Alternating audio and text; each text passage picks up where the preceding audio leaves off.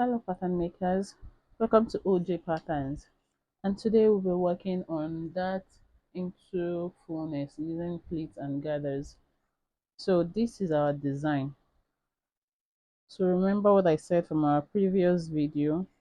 You want to understand your design, like you have to know the details of the design. For one, this our design draft now has a square neckline, so that means we first of all implement the square neckline. Next, we'll check the style line. So if you see what we have, this is a symmetric design. That means what we have here is same thing as what we have on the right. By the time you want to divide the pattern into two. So let's move on. The first thing I want to take note, this is our through bust point. This is our under bust. So I'm going to merge the waist dart to the through bust point. Okay, next step, let's construct our neckline. So you want to cross check what you have. So it depends on the depth. So this is slightly close to the armhole line, the armhole level, which is this squared out. So I'll just work with from the base of the neck. I'll drop down, let's say like 5 cm or 4.5, your choice. Now for the width, you have to expand the neckline a bit. So I'll just work with 1 cm or 1.5. So I just work with 1.5,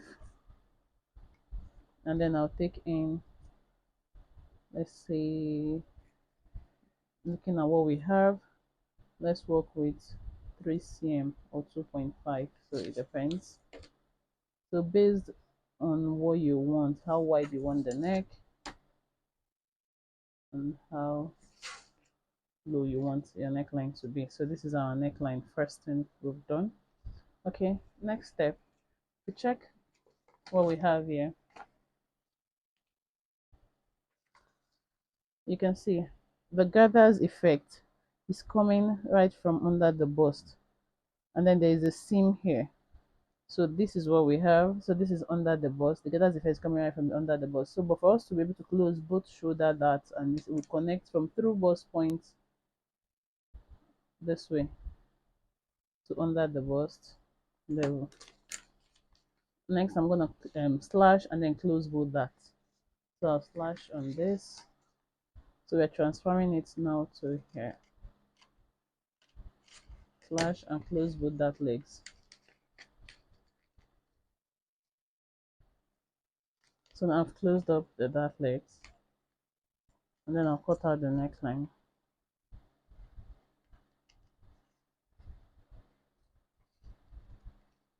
You can decide what you want to use for your neckline if it feels too low.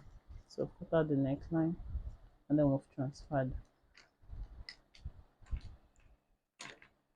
So another thing from what we have here, it has eased up. You can decide to slash all the way towards the armhole and have another slash here and here. So I'm gonna cut out, slash to the tip at the side seam. Please always label your pattern. This is the side seam. So slash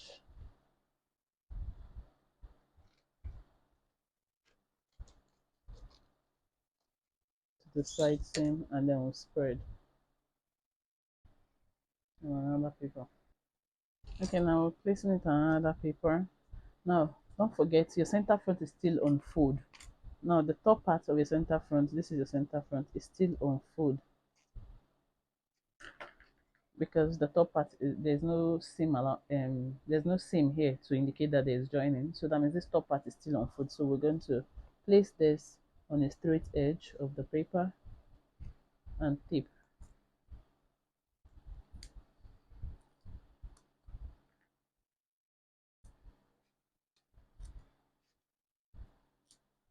Okay, and then we'll spread.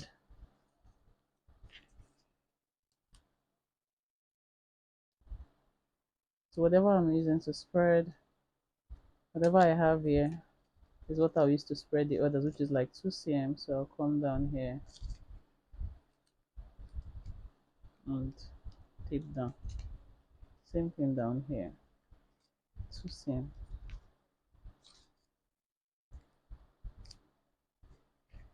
Then I'll hold this down.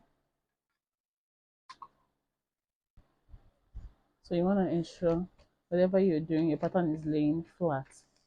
Now all I need to do is connect this point together and then add the necessary seam allowance.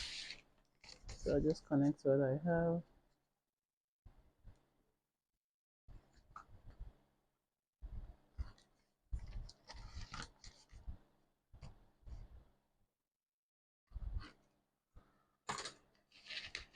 Don't forget this center front, the top of the center front is still on fold.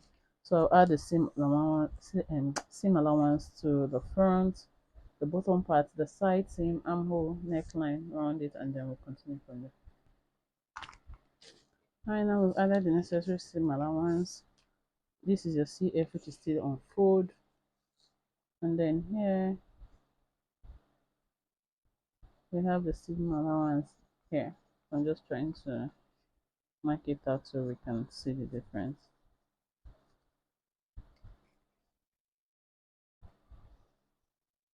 So this is it. The side seam.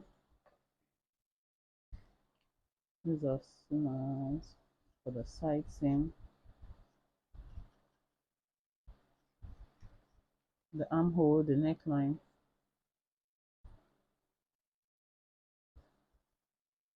Please don't forget to subscribe, like, and share this video. And if you have any comment or question, drop it in the comment section below. Okay, so moving on, this is what we have. So we can still tell from the pattern. Now this is our side seam, this is the center front. So if we're placing it on the fabric, it's gonna be like this on a folded edge. So here will be on fold, and then we'll cut out what we have here. So we're placing it on the fabric now. Okay, now so this is the fabric and this is the folded edge. So this is how we're placing it on fabric. So this is the part that is on fold, only this top part this way, like this, and then every other part will slant out. So this is the part that is on fold.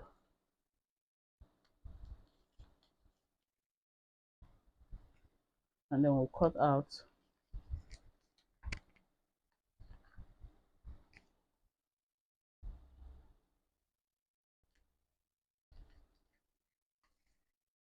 okay. Now so this is what we have. Next is to go on our machine. This is our folded edge and this is where we cut out.